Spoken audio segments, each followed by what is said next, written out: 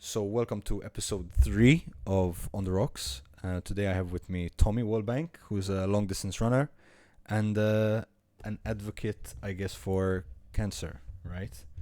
Yeah. Thank you very much for inviting me on, Luca. It's a pleasure to be here. No worries, bud. So, we're talking about retirement age now.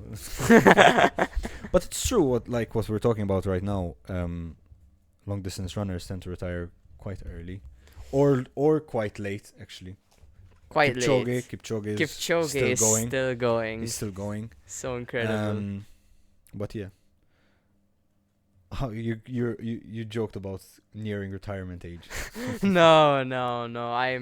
I'm hoping it will be far away because I'm really enjoying my running and stuff. So you're only 18 now, so you have a long way to go.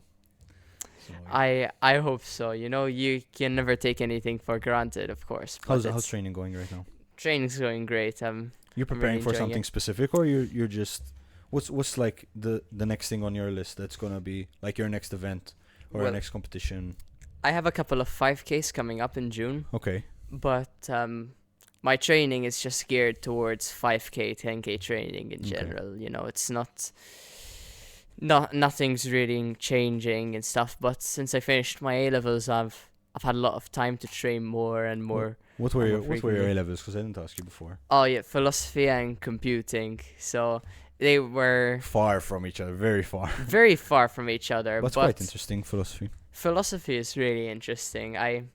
I think it teaches you a lot about life. Yeah. It's really and they talked about in philosophy the mind and the body, and I think Mm. that ties a lot into running. Because when you're running a race, it's a race to the bottom to see what kills you first, your what dies mind or first. your body. Yeah. And I think with long distance running that's more evident than with my event for sure.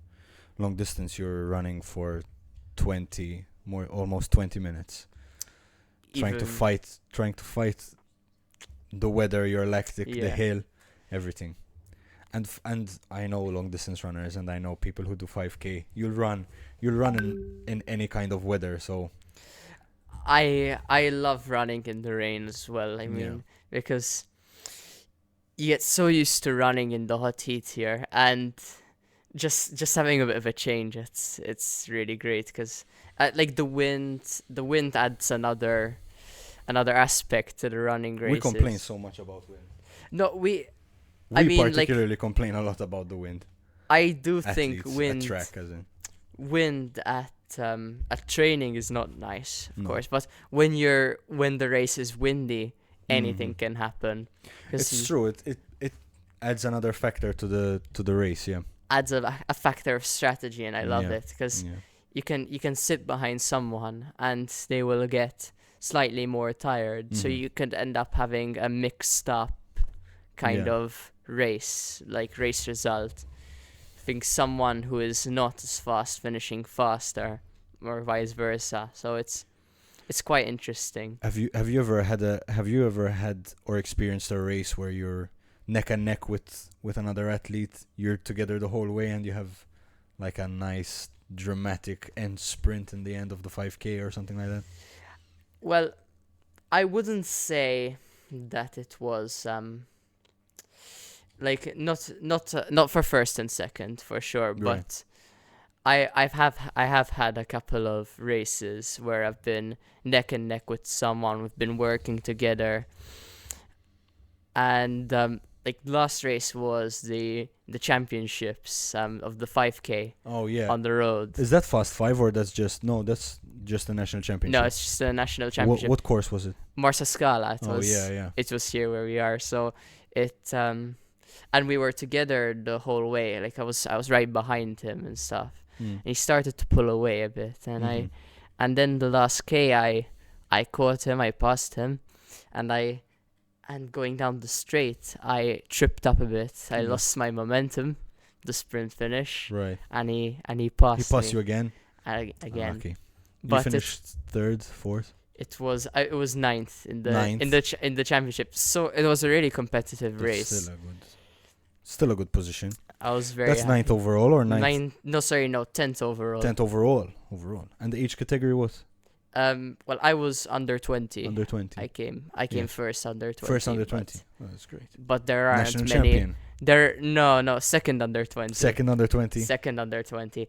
There aren't many under 20s, you know. Like, I think there are more young guys in sprinting than in long distance. Yeah, that's true. Under 20. I'm trying to think. I know And Stefan. there's Stefan is under 18. Under with, 18. With Julian. Exactly, Julian. But Yes, the other Julian under Sark. 20 is Gabriel Farrugia. Actually, the sprint was with Julian. With Julian. It was with Julian. Julian is tough. He's good. He's really good. He just broke national record as well last weekend, I think. In or the weekend before.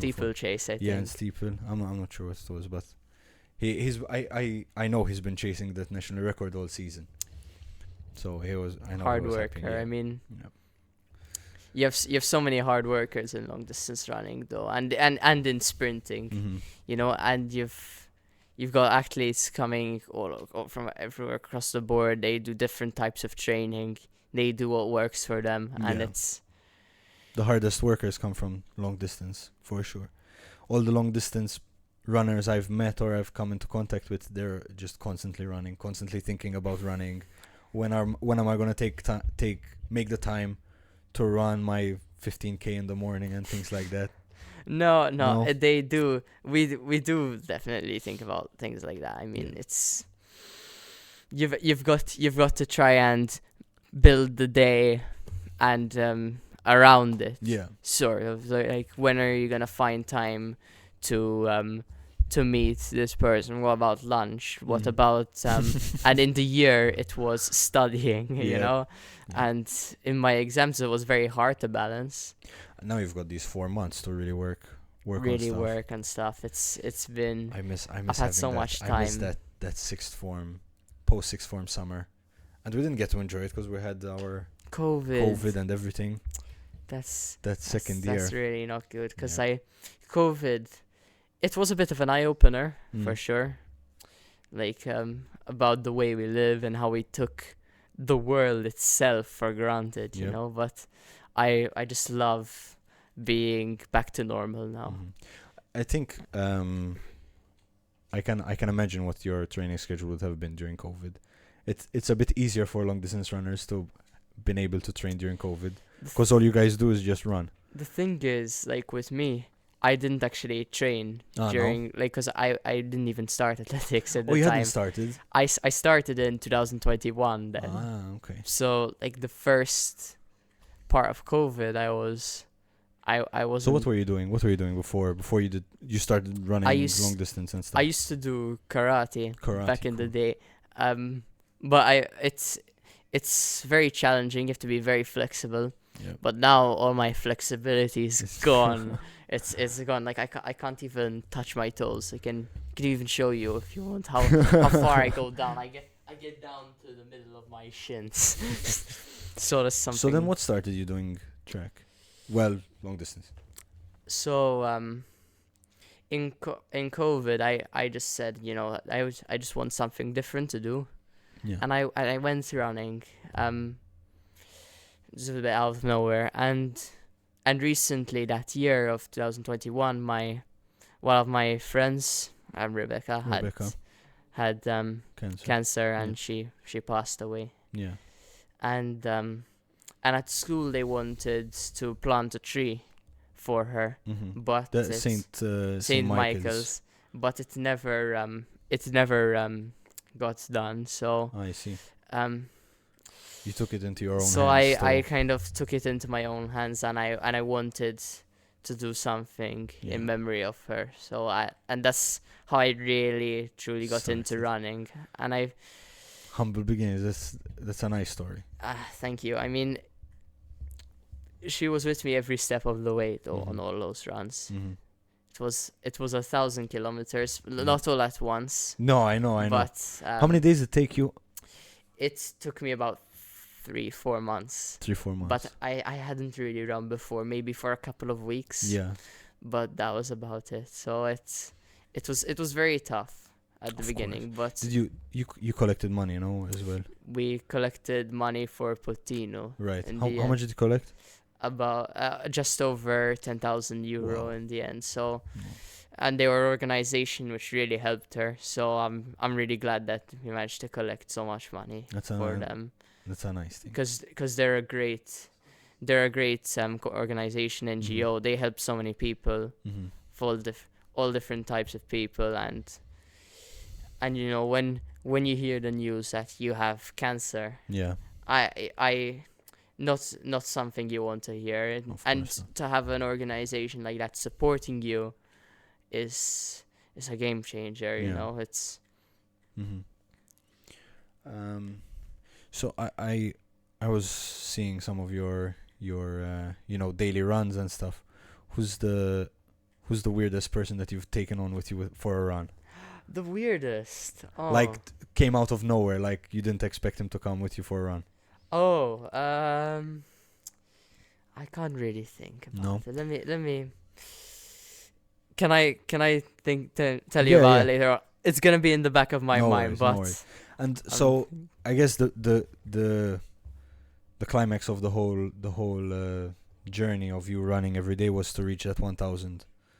So exactly. I So know there was an event for the 1,000, there right? was. You had a big run around Slema. It was so we started in Slema. Yeah. I had a half marathon to run, Right. and I'd Wow. never run that long before, Mhm. so I was very nervous. Yeah. But there were a lot of people who came to support me, and like usually like seasoned long distance runners, and they all came with me, and we went up all the way to Valletta. There's this hill. I I think I'm not sure what they call it, like Death Hill or Death something. Hill. And I think I know which hill you're talking about. It's from the marina. yeah, Okay. and it goes all the way up, and this was at That's around a killer. That's it a was at killer. around 10k Wow. or something. Towards So the end almost. yeah, and Tough. and we did that hill, and I was smashed, and I was just trying to hang on and finish it Wow. with them, but in That's a the end tough race. That's tough. and something I've not actually revealed, but probably the other runners, I don't know if they remember it, Mm. but towards the end I really needed to go to the bathroom.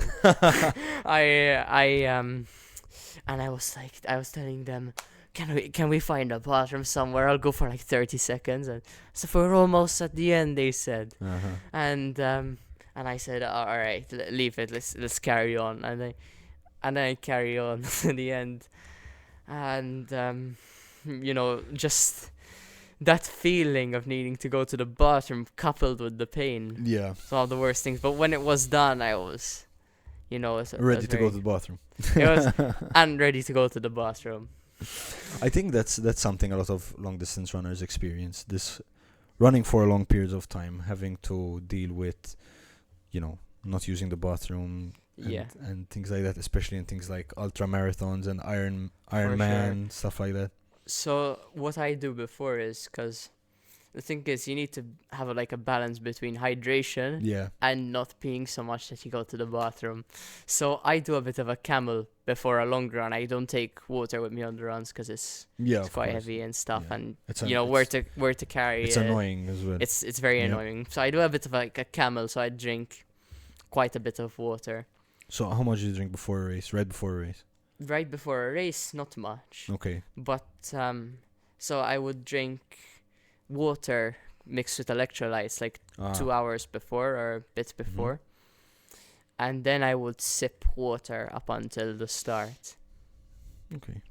So like in the warm up, I would go like once every 10-15 minutes to go drink water.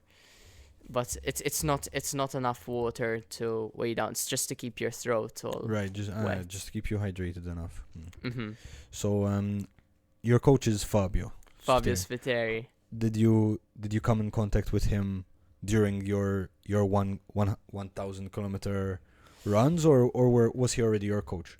Leading up to He that. was like, as soon as I started, he wasn't my coach, but Right. I managed to come into contact with him about a week in. He gave me a lot of guidance about how to tackle the kilometers better, and what I should be doing, how I can build up to run more, Right. and how to even think long term after the challenge as well, to continue.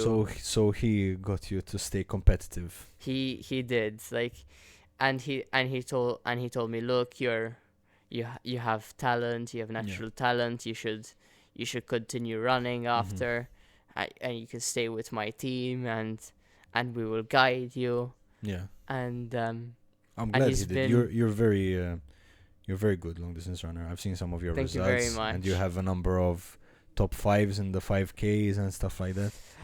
like it's something I've been working towards, finishing a bit higher Yeah.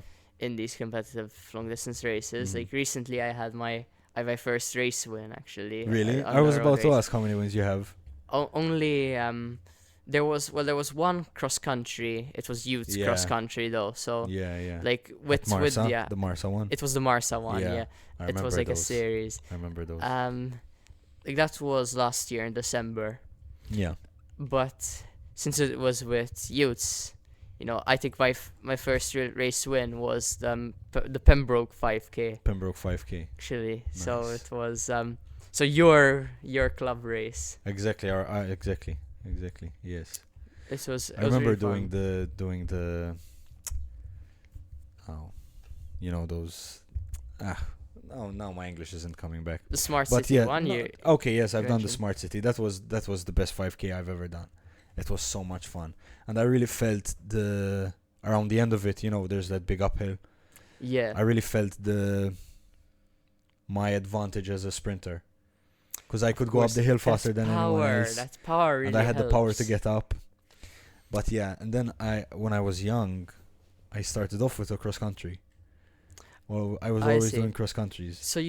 So like, cause what I noticed with young athletes is they do a mix of everything. Yeah, Like they'd actually do sprint races. They would Yeah. do longer races. They do shot put throws. They do everything. the younger They're not- ones, we us as coaches, we allow them Mhm. to do everything. We let them take part in Jumps. everything, jumps as well, jumps and long distance and throws. These are like the more fun ones, especially cross countries at that age.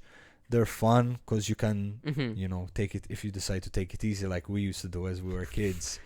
We'd just like we used to call it a coffee morning A stroll coffee around morning. the Marsa track and stuff. So it's more fun to do it with friends at that age and stuff. And I like the cross country system.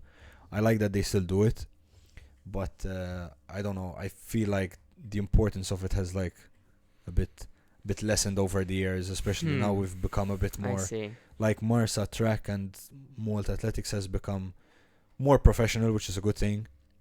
And For sure. I like that now we have the Fast 5 and all Mhm. these different 5K events and 10K events sure. and different courses and stuff. I- I think that's way more important Like than I know he's resigned now, but yeah. Andy Andy, Grech really took Malta Athletics, Yep. Athletics Malta, really far. he still has an influence. He's He brought this resurgence of track Mhm. and all these different things that improved our level and S- allowed us to improve. Mhm.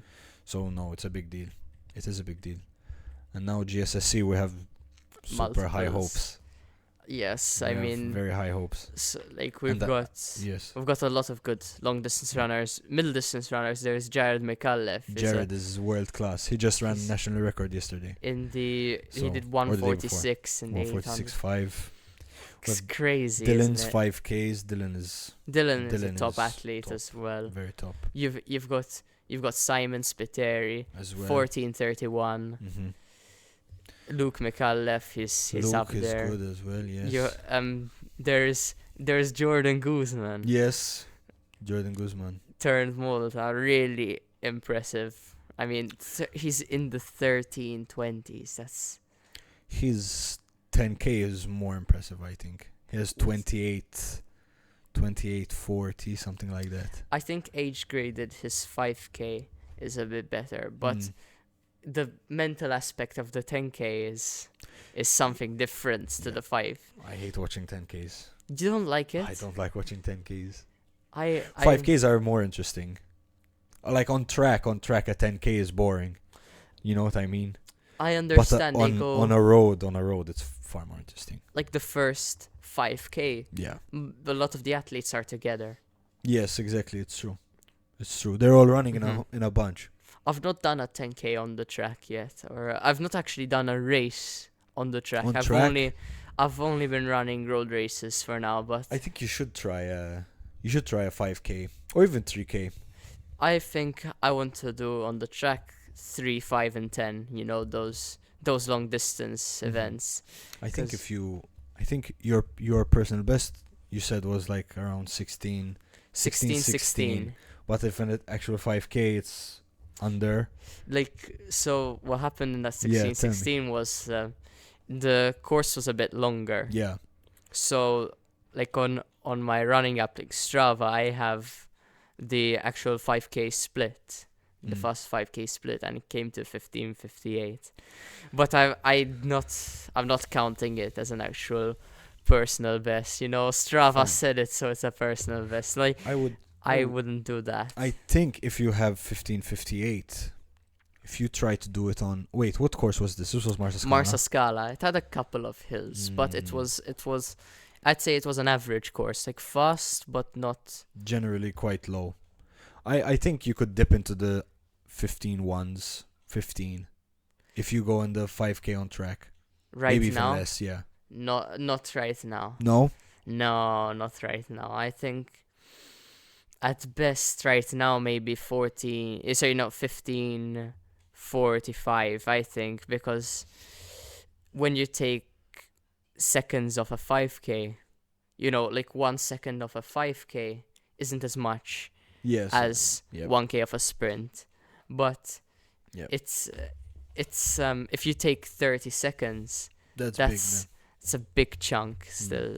And once you get better, it gets harder to improve. So it's big. Yeah, you start plateauing, of course. of Yes. course, I mean, like, but training for 1 year, after training for 1 year, I saw the improvements very quickly. Then they slowed, Mhm. and then I got into my like summer of 2022, and I didn't actually notice that many a lot of improvements from in that summer, because I was improving slowly, Mm. and I saw my times were getting slightly worse, but that was because of the heat. No, And of then course. the improvements started to show once the temperature got cooler. Then so That's strange. That's quite strange because in track, especially, we generally prefer to run in hotter climate. When it's hotter, you're more Mhm. relaxed. Your muscles will relax quicker. I assume you that's know? with sprinting though. Yeah, that's sprinting. Of course, like you Maybe- start hot. The thing is with long distance, we do a longer warm up. Mm. So, and then you get the time to heat up in the race, and it's and just running in the heat, you get dehydrated quickly. Yeah, that's a fair point. Lactic comes earlier, and it's just not as fun. You not as experience nice. a lot of lactic, because I would have thought that like long distance they'd experience lactic, but not as much as like 400. Not as obviously Okay, not as towards much the as end, then you have what God gives you and what's left. So I mean, people say that 400, like they say 400 and 800 is the hardest event on yes, track. for sure. But Arguably 400 hurdles is harder. oh, okay, all I'll right. be biased. Slight bias. Yes. But I don't know whether I agree with it, because You I think would 5K is say harder? I would not necessarily. I'd say obviously the hardest running event is it just gets harder the longer you go. Yes, fine. That's Yes. my Yes. opinion. Like I'm gonna say it. I think running a 10K is harder than running a 5K. I'm just gonna say it like that because when you're running a 10K, you have to endure that pain for longer. It's a Yeah. similar kind of pain. It's less intense, but it's similar kind of pain. And once you get to the end, you have that lactic onset. It's not as severe, but it lasts longer. I'd rather have I was gonna say that I'd prefer to do 10K over a 5, but now that you put it into perspective, I think I agree with you like that the 10K is harder. I think the 10 is harder than the 5. That's just my opinion. I Yeah. mean, everyone's different. Some say the 5's harder. Some say the 1.5 is harder. Ooh. Like 1.5. you have an argument One for five every is event. I think it depends on level. Uh-huh.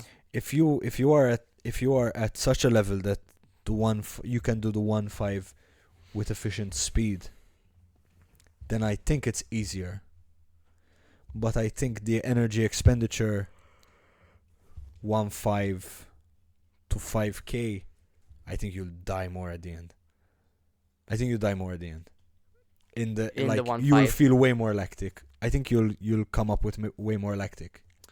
I don't know. Like, I think that with Because then it's about the heart rate threshold, and you you're at a higher heart rate in the 1.5, so your lactic comes way earlier. what I noticed about my races is that my legs tend to go way before my lungs do.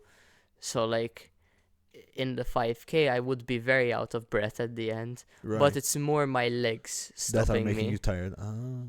Like in the 5k recently I had, cuz I used this watch, the Garmin. Garmin, yeah. They're very good. And they track the heart rate and Yeah. stuff. And what I noticed is that in this Marsa Scala race, the heart rate was actually pretty low relative to the Relative to effort. other races. And relative to the effort I was putting it was around 158 average. Mm. When really and truly, when I'm training, sometimes it even goes higher. So Yeah, of course. I thought, like, what's the highest heart rate area zone that 5. you work in? Zone 5. Zone So 5, like which is above 160. no, No? it's much higher. It's like it depends on the person really, because there are some people, like, there's a general calculation, 220 minus your age. Yes. But for me, I actually had a max of 221. Wow. So the 220 minus your age didn't really That work. doesn't work, yeah. So Yeah.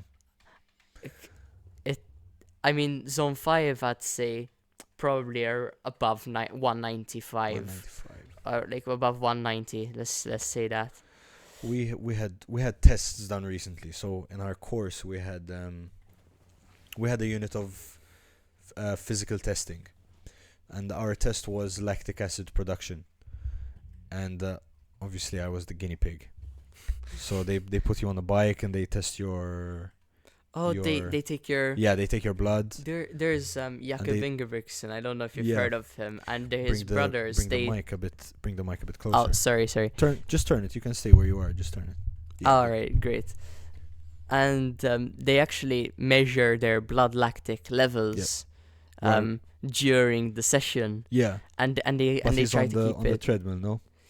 No, on the track, and they go around the track. Wow. And they have these things connected to them, and then they take a small blood sample, and they process it really quickly. I need to learn more about it. These are things that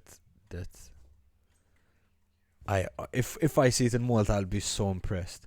Having someone dedicated to like an athlete's session, there with the laptop, with the kit, with everything, testing your blood while you're running. That would be their father. Yes, obviously, I know their father's their coach, but being allowed or being licensed or knowledgeable enough to use it, having the equipment, all that funding. Jakob Ingebrigtsen makes God knows how much money from all the from all the support he gets from Norway and stuff. Course. So long distance running, I mean, I'm not saying it pays a lot, but the top guys do earn quite a bit. Race money, race wins, but you need to be in Jakob is European champion. He has world records as well. So you need to be in that top 0.0001%. Yeah. Otherwise, you're not making much. Yeah. There are these Kenyan runners, and they actually make a living off pacing, not racing.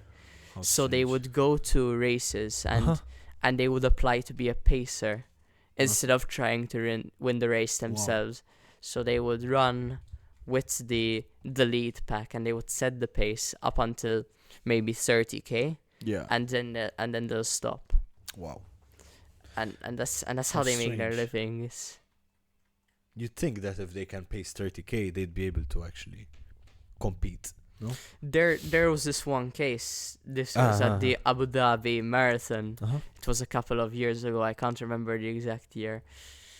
And there was this guy. I think his name was Ruben Kipaigo, and he was meant to be pacing the race, and he paced, Yeah.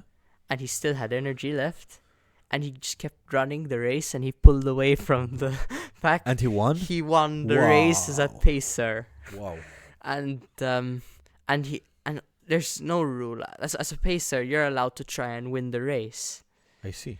which is crazy. And he got the prize money and everything. How strange. It's really strange, but Good on him. I've seen there are some cases of like 1.5 paces or 800 paces where the pacer keeps going, and they try. They've there's amassed a large Mhm. gap between the pack, and they just go for it. there's a But they've pace. never won. I've never heard of anyone Sorry, winning.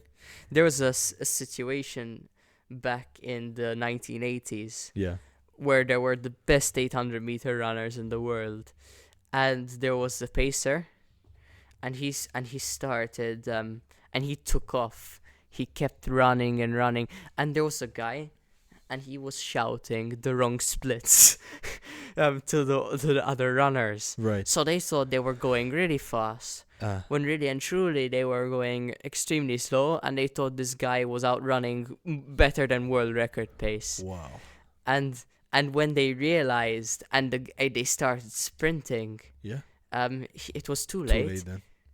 And I think it shows how running is a lot, like it has a lot to do with the state of your mind and what Yeah. you're doing, what you're thinking about during the race, Mm. and like going with your gut sometimes, going out a bit faster. 5Ks and 10Ks, longer distances, you have way too much time thinking about things. More time to make a mistake. Exactly. How do you combat that? How do you combat the, thinking, or like what do you do to prevent yourself from thinking? Do you have any rituals like you do during your run, during like a competitive run? in a race, I'm thinking like, sometimes I would actually have like a song kind of playing in my Yeah. head. I'd be singing to myself. Well, But- what's your favorite song? I don't have a favorite song, but I do have a favorite band, What's your favorite band? Kasabian. Have you heard of Kasabian? them? Yeah. English rock band. Yes. They're I only know their one song, and it's from FIFA. which one? Na na na na Oh, na. na na na na na na. What's that song? Clubfoot. Clubfoot. Yeah, I love That's that song. That's a FIFA very 10. good. That's FIFA 10. I thought Or it was 11. FIFA 04. Could it be? I remember it from FIFA 10 on the PSP. I think they actually brought back that song Probably, a couple yes. of times Yeah. because it was such a hit. Yeah. Like I've never seen FIFA do that. But they brought back that song I think twice because it was on a part of FIFA 14 as well. Yeah, I see. I'm a So big what's the song that you have in your mind when you're running? just different whatever Different comes ones. to mind. Right. I mean when it comes to running, I mean like as long as you're thinking about something Mm. which isn't I'm dying, what do I do now? Yeah. It should be fine. You should be fine. Just let the body do its work and let the mind go someplace else. Mm. But sometimes you do need to think like how am I going to get up to this guy in front of me? How am I going to find the energy to sprint at the end? Yeah. There's a bit of thinking, but not as much as people think. Mm. Just run without your head. Headless chicken. Run like a headless chicken. That's good. We talked about it a bit in the first episode with me and Janet about like me with hurdles and stuff like that, and I explained to you a bit like on the way here about things I do to run. Like I do counting. I count my steps and I count in fours, like a song. 1, 2, 3, 4. 1, 2, 3, 4. 1, 2, 3, 4, 5. That's how I count it, and it keeps me with the rhythm. So I know that I 1, see. 2, 3, 4 are my recovery steps from the hurdle. So those are my longest steps trying to get balance. The next one, two, three, four are my longest steps. So they're my slowest and they're building me up to speed up. And then one, two, three, four, five would be And you jump and again. jump the hurdle. Yeah. Well, that's a really good thing to do. Like having that rhythm. Yeah. Unless they place the hurdles badly. That's happened. Tommy, you have no idea how many times that's happened. It's happened once. I was doing 300 back when I was really young. I was like 14 or 13, 14, something like that. And I was doing 300 hurdles and the height was the lowest. So you can't go. You can't really make a mistake when it comes to the lowest. And one of my hurdles was on the height I'm doing now, which is 2 heights higher. Oh, no way. And I had to jump it. How old were you at the I was time? 13, 14. Oh, that must... And then the worst case was I was doing a 400. And they left the hurdle in my lane. Like from a warm-up. A regular 400. A regular 4. A regular 4 and they left the hurdle. And it wasn't a hurdle height that I could have cleared. It was the highest one. And I was stunned. I couldn't believe that. Oh my god, I was so mad. They had one job, which was to clear the lanes. Then I got stuck doing it again with the girls group, with the girls heat. Did you win the girls Yes, heat? I did. Oh, okay. I did. Okay, because if you But- didn't, that would have been pretty But embarrassing. I had a good challenge. I'm telling you, there was Paula behind me, Paula Grek. I don't know if you've heard of her. I've not heard of She her. does CrossFit now, but she used to do 8s and 1.5s, and she had the national record in 1.5. She was good. She was really good. If she continued, she would have been in contention for winning the GSSC this year for sure. But I think I'm gonna work on her example. Because I know her issue with it, everything was being alone. Right, running alone, training alone, having the longest distances all alone. It's a lonely sport at times, running, but when you're running with someone else, it's just changed things a lot. Because like every Sunday, I meet with a friend and we do the long run, and we do one of the long runs. We do it together, so like that we're keeping each other company. That's nice. I always, when I used to run like on the road and stuff, back when my dad had the gym in Sliema, some of my teammates would come with me, and those would be the best runs. We could go on all day running. I don't know. It just changes your mindset. If you stop thinking that you're alone, and you have someone. You talk, and then you get used to the rhythm you're working with while talking. Of course, you know? It's nice being able to run with someone, but I think being able to run and train alone is also another skill, which is really important. In fact, most of my training is alone. Yeah. Like I train with with my team. But you have a group. A group. Yeah. We train together twice a week. Oh, okay. And for the rest is alone? The rest is alone. Like the first ones though are with the team at least. So you have the coach. That makes there sense. So the coach sees you. So the coach can measure up.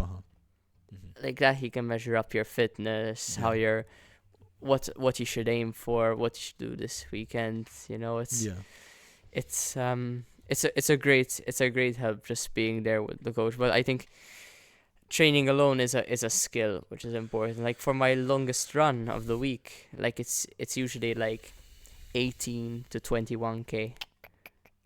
I could never in my dreams do 20 kilometers running alone.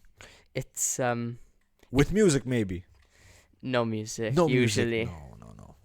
Because no chance. Because like you start, and the thing is, I managed to tackle it a lot more easily now, because what I'm doing is I'm going on the trails and stuff, and that keeps you focused, and your trails like Rocky and Rocky terrain work. And cool. And hills. That's like a puzzle. You're seeing where to step, where not to step. That's cool. It's true. Yeah. Always cool until you twist an ankle. Yep. I know. Yeah. Are you thirsty? Because I'm getting pretty thirsty actually. I am a little bit Alright. thirsty, but Let's I can wait. I don't know about you. Well, I'm happy to I get need some water. Yeah. I need some. Matt, you have glasses. Soon. What do you mean soon? Do I go get them now? Yes, please. Just water, because I have. I have water in the. There's water in the fridge. Okay, so it's. 'Cause I put yesterday. Okay, we can continue. Don't worry. Yeah, very good. I think so. I was, seeing your Instagram and stuff, and you have a lot of bulletproof stuff. With bulletproof culture. Yeah, I saw you did paddle. Yeah, we did paddle once. It was a really fun day. Like everyone from the bulletproof like who worked with bulletproof, they invited us, and they put us in random pairs. Yeah, for that's the at the tournament. Pembroke It was clubhouse. yeah, No. it's like Padel Malta. Padel Malta. Yeah, that's It's, now Pembroke clubhouse actually. I didn't It's right know. next It's- next door to it. I forgot it's- what it's called now. I used to play tennis back in the day. Oh, So when I really? was younger, and I used to I was used to the racket hitting, I used to play tennis. So I've played tennis before. Like every summer we used to do a different sport. Mhm. So one year it was tennis, another year it was kickboxing. So Oh. things like that. It's good to do a variety of sports, see what Yeah, you like. I think my dad's philosophy is that to start with different sports. I actually started with gymnastics, and then I moved to football and track, and then I did both at the same time. Then I had 1 year it was just track. Then I went back to football, stopped again, played handball. I was always I see. I was always doing something else, and now it's mostly track. Now it's mostly coaching as well, and That's I have good. an That's on and good. off relationship with the sport. Naħseb. I can understand because sometimes. Oh, thank you. Thanks, man. Because I had headphones, I didn't hear you. What? Because I had headphones on earlier. Okay. Cheers. Cheers. You know they say it's bad luck to cheers with water. Why? Really? Yeah, apparently they say that. I don't know why. My mom always told me this that Really? it's bad luck, but I'm not much of a. Superstitious. I'm You're not- su- I'm are you not- superstitious. I'm not superstitious. You have like a lucky sock or a lucky pair of shoes. No, No? I'm not superstitious. I never really understood superstition. I mean, like, I do consider myself a bit superstitious. well, when it comes to superstition, I mean, there are things I do in my routine, and people say routine. they're superstitious, but Like I what? think Like they what? actually do make a difference. Like before training or races, Mm. in the morning I take a tablespoon of honey. Hmm. Like, and my mom tells me, It's a spike of sugar. yeah, and she tells me it's superstitious, but I don't think it is. so. I think it's actually performance enhancing. Sorry, I think so. Maybe. I think Wait, it but is. when like right before the race, or you do it the morning before the race? In the morning before the race. How so many hours before? Like 4 hours, 5 hours, or like, just as soon as I leave for the race. So it will be Okay. maybe an hour 15 minutes before. When it comes to food before the race, I actually end up getting up at 5 because the races are often at like 7. yeah, they're early. So I get up. First thing I do is I just jump out of bed, get down, and I eat straight away because you don't have Carb much heavy. time. Usually carb heavy, no. Not in the morning before, like if it's a 5 or a 10K, it's not, you don't need to eat a lot of Right. carbs, but something which will fill you up a little bit, Mm. so that you won't be running on an empty stomach, Yeah. so like I'd eat a piece of bread or some crackers, and then I'd take the honey before I leave home. So I like that honey. Sorry, that honey thing. It's a spike of sugar. I don't think it that's is. necessarily superstitious, but I consider myself superstitious with maybe one thing.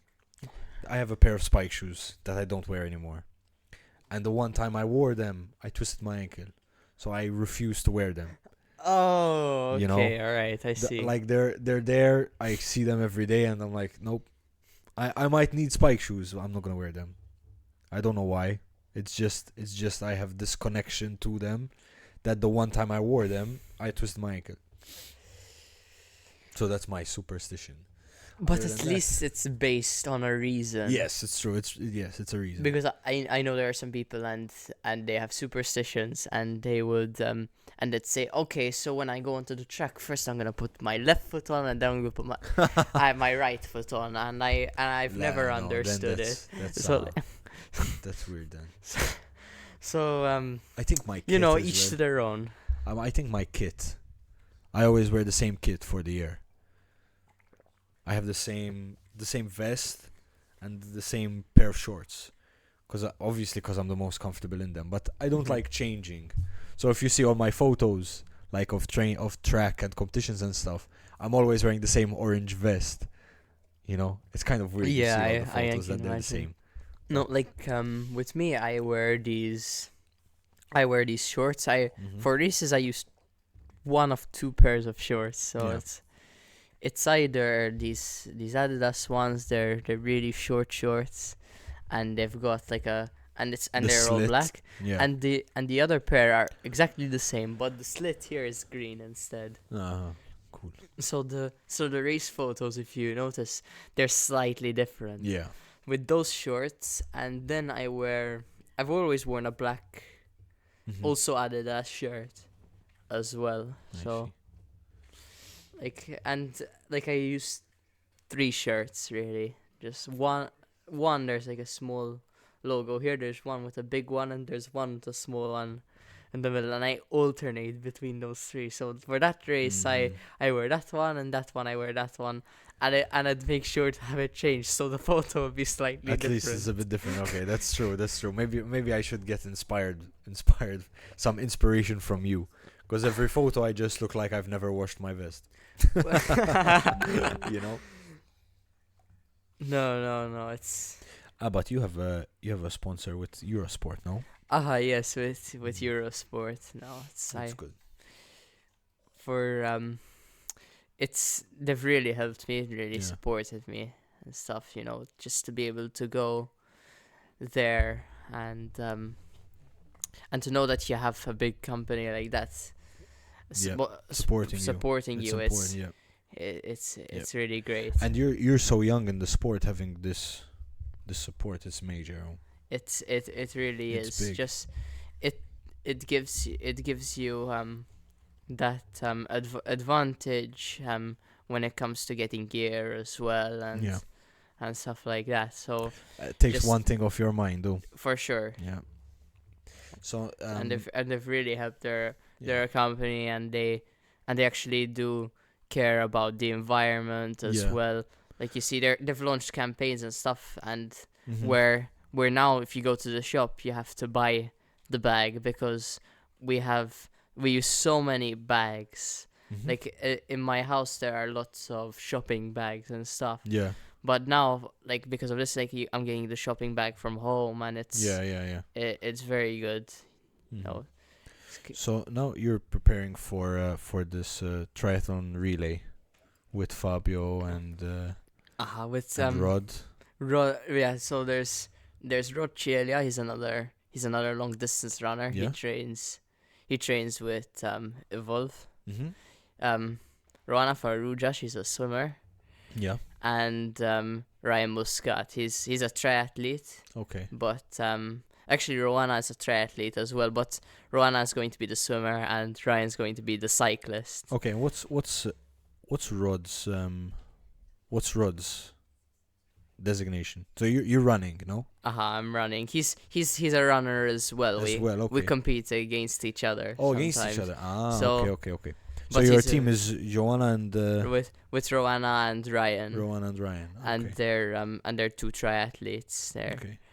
But It's a cool event. It's a very cool it is a event. really cool event, It's and just- it's really nice to come together. Mhm. And at least if you're winning something, you're winning it as a team. Yeah. I do like individual sports because it's all on you, but Mhm. but I did miss that Yeah, team aspect. and stuff. Which Uh-huh. when I used to play more team sports when I was younger, Yeah. I do miss that team aspect, you know. Even track, our only experience of Really. team sport is relay. Oh, relay. I've only ever done relay twice, and they're fun. They're fun. Like these things, we emphasize it a lot with the young ones. For sure. With my young athletes right now, they just had national championships. Yesterday, And right? Yesterday, yes. We do it even just throughout the year because I know they get bored. They get bored doing the same thing. They get bored running. So if you tell them like, okay, now we're gonna do a relay, you run and you do a relay, it's a bit more Team. incentive for them to start moving a bit more. You know, with And I work with girls Mhm. from St. Dorothy, so they're difficult as it is already. I can imagine. Like, I think when it comes to younger people, kids, and you're trying to train them up, I think you need to make sure it's fun for them Yeah. because they won't understand that. Look, without training, I'm not gonna get better. Yeah. Like no, they think you it's can't, just practice so that you know how to do it on the day.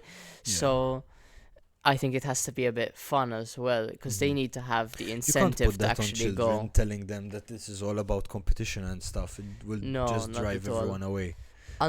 Unless they want to be competitive Yes. themselves, I Uh-huh. find. Then Becau- when you find someone that's going to be competitive, then you have to say, okay, you want to be competitive, then you start yeah, showing them what it's like to be a competitor.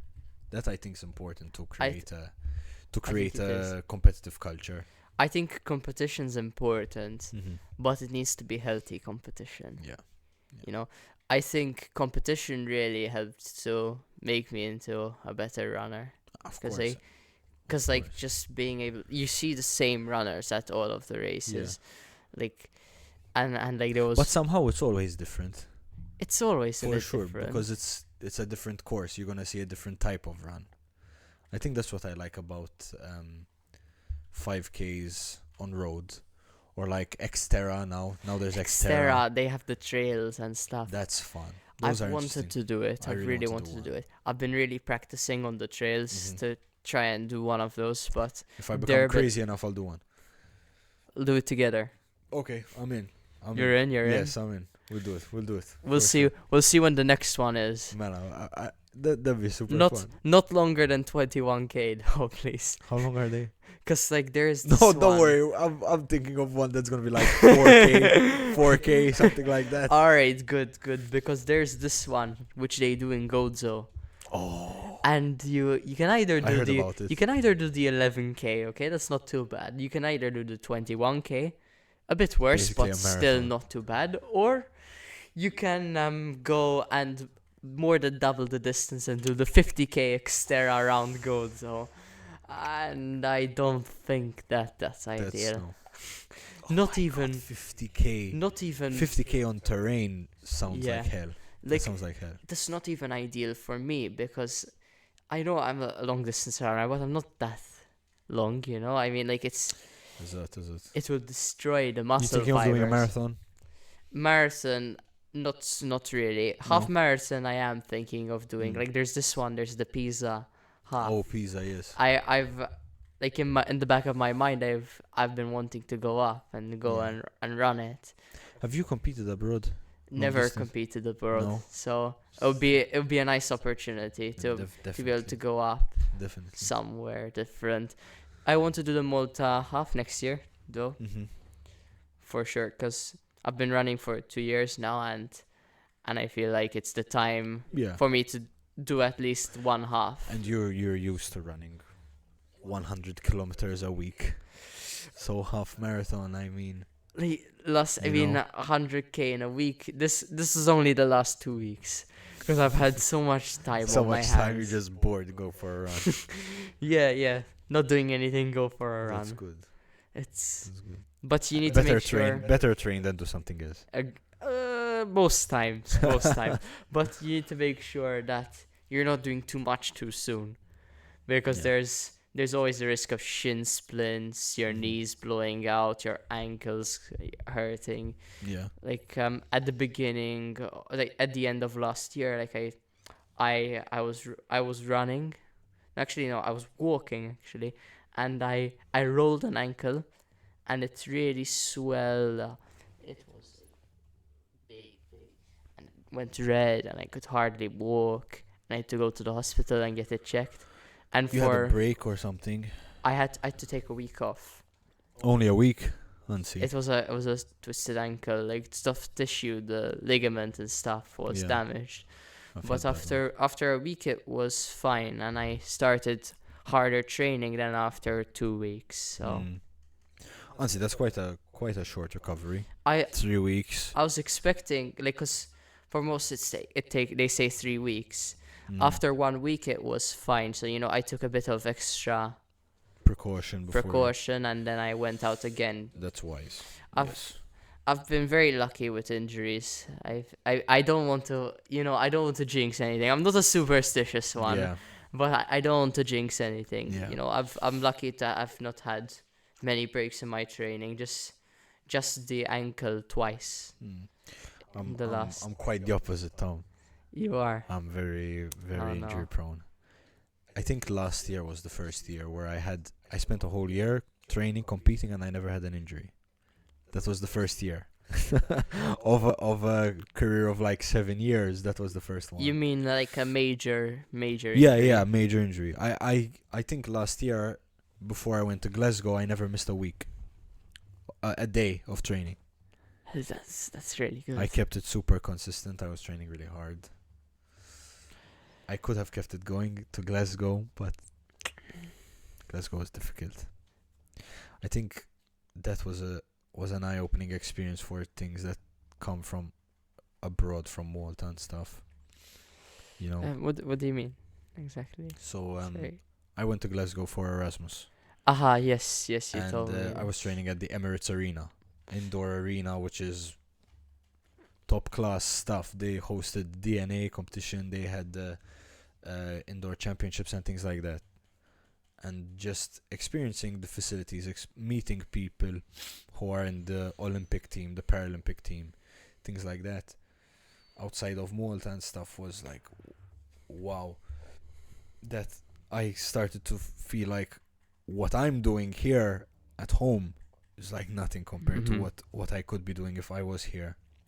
And for the first 2 months, I was super into it. I was really having an eye-opening track experience and a euphoric moment, like seeing what my career could become, training really well. And then I realized why it's difficult for Maltese athletes to move abroad.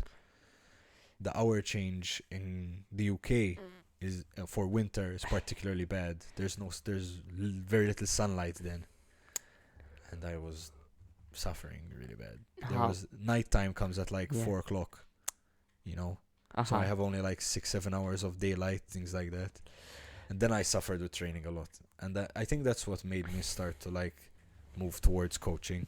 So, when I went, because a couple of years ago, maybe 7 years ago, I went to Scotland. On holiday. It was actually for a karate competition. Oh, okay. And I remember we were on the store and we were speaking to these people, and they said that when they used to go to school, when they used to leave home, it was dark. The school day was almost all inside, and when they went back out and when they left school, it was also dark. So it's imagine tough, it's super imagine tough living with that for a week, next to no sunlight, only sunlight on the weekends. Like, people underestimate how much sunlight matters. Like, it's true when you think about it, no? the best thing to do in the morning is to open the curtain Yeah. and to drink water. Just first two things you should do. The thing I enjoyed at first was the position of my apartment was right on sunrise, so I wouldn't wake up with an alarm. I'd wake up with sunrise. Oh, But okay, that was that's good. until the hour change. After the hour change, sunrise was at 10 o'clock, 9:30. So then you're waking up at the weirdest of times, things like that, And with summer, you need to be disciplined enough that you're not waking up at 10 or 9:30. Or Which 1 I o'clock. have. You've done 1 o'clock. 1 o'clock in the afternoon. I wake up for lunch. I've done. I've been I've been embarrassed with the times I've been waking up at recently. Today, If you're embarrassed with waking up at 10, I need to be really embarrassed. today I woke up at 10:30 and I saw your My text. message and the thing is Instagram was down last night. I don't know if you noticed. No, I didn't notice. No, like No. it was down. So I didn't actually get your message when you sent it at And then I 10:30. didn't get your call because of the event. How crazy.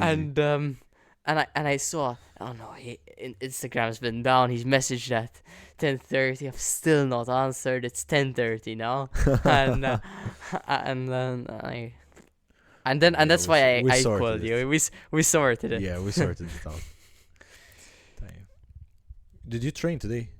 Not yet. Not yet. You're But gonna train tonight. I should be going this evening. Okay. Today is not Not- too bad. It's Mm. not 2 runs at least. You know, it's only one run. One run. Weather. Or you still go. I Still know you go. still go. Still go. Good. Yesterday I went. Yeah. In the evening. It was, cause you know it was pouring Yeah, yesterday. of course. Yeah. I was saying, look outside. It's not really raining, and it really and truly was pouring. I was a bit of bargaining. And- That's what makes you a good long distance runner. You don't see Sure. you don't see The hunger to go out Yeah. Yeah. and train and enjoy yourself. Yeah. Then once I went out, it stopped though. Hmm. Like I'm not bargaining this time. It actually stopped, and Yeah. the ground was wet, but Yeah. it wasn't much of a problem It because can be dangerous in certain areas. it can. I remember be. having a big slip on the promenade of Slema. Shidarba.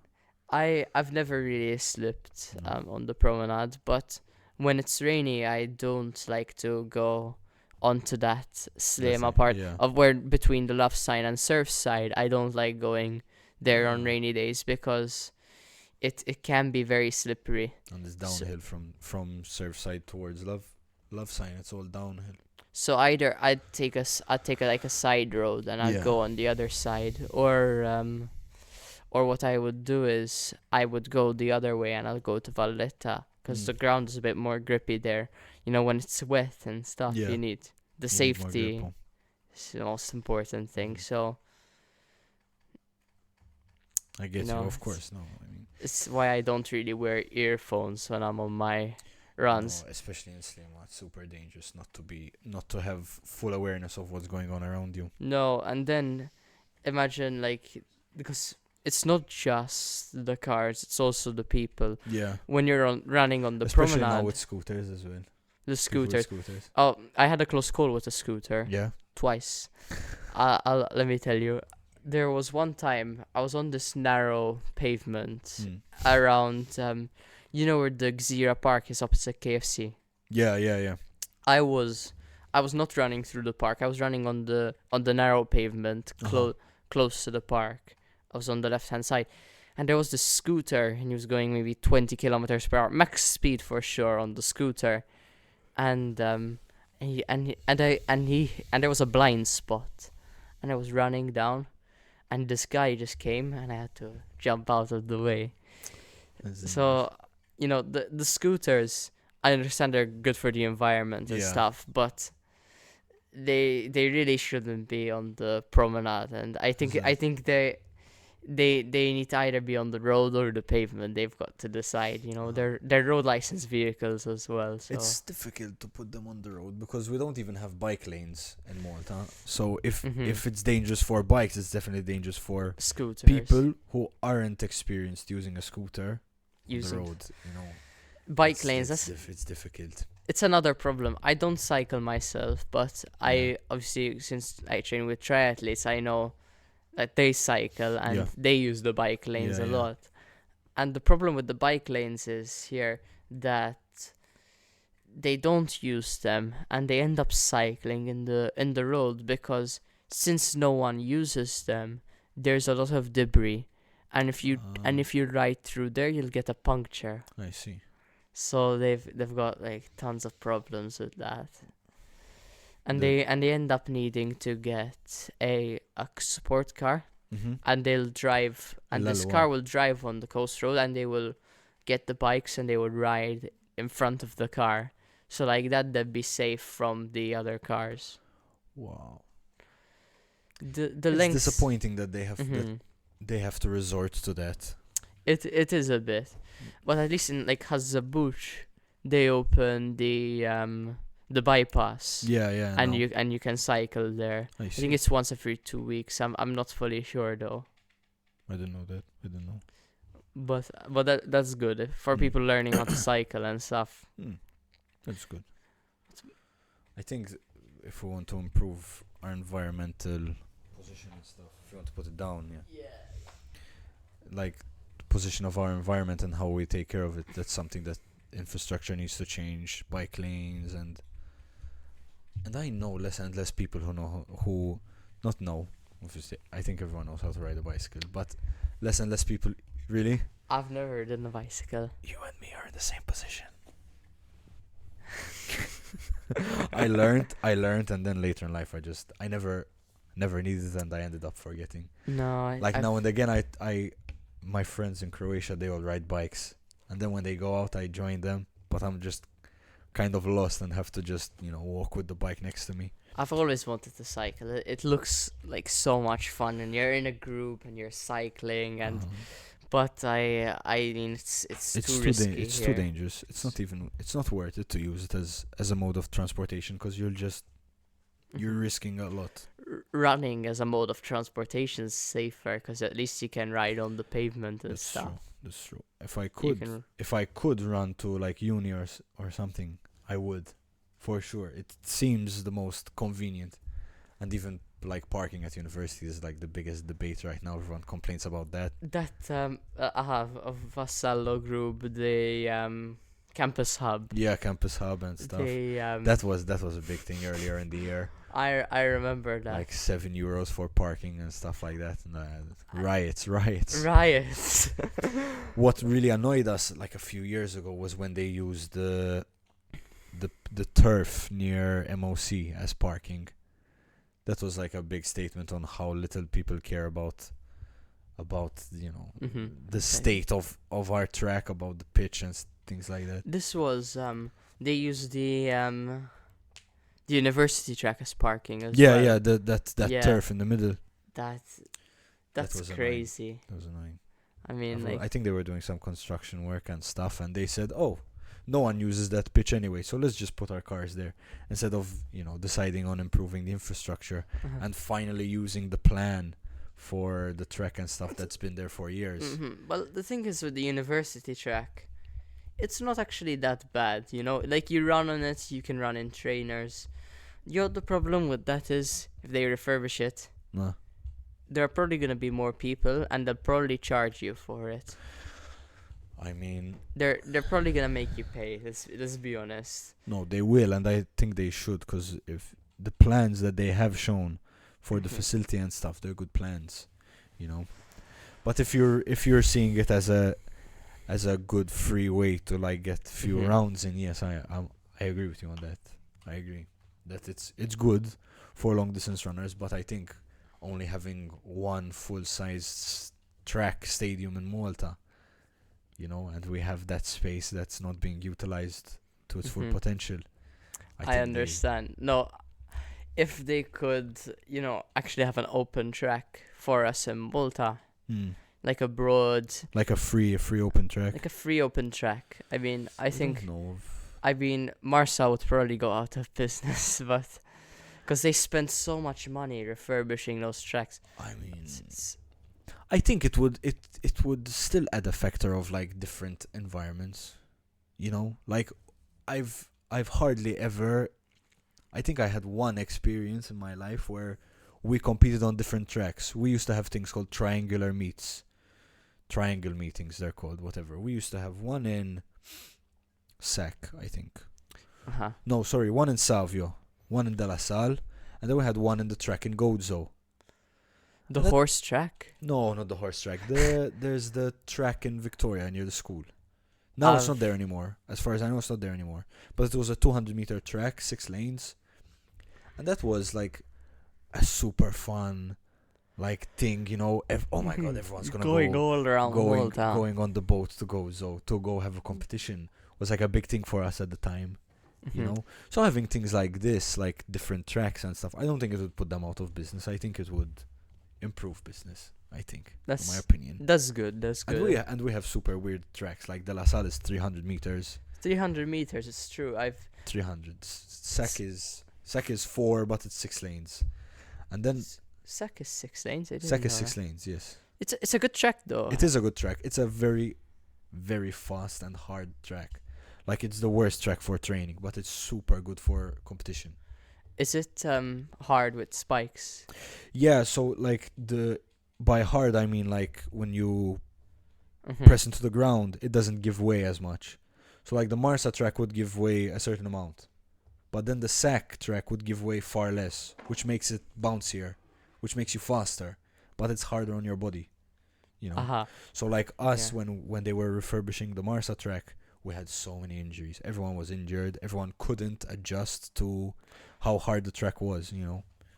That's the thing. Like with Mosta, yeah, I ended up training with the spikes. I made a mistake. I did my first full session in spikes. Like it was the first time I ever used spikes. I did a full session, 20 by 400 meters, and this was 3 days before a race.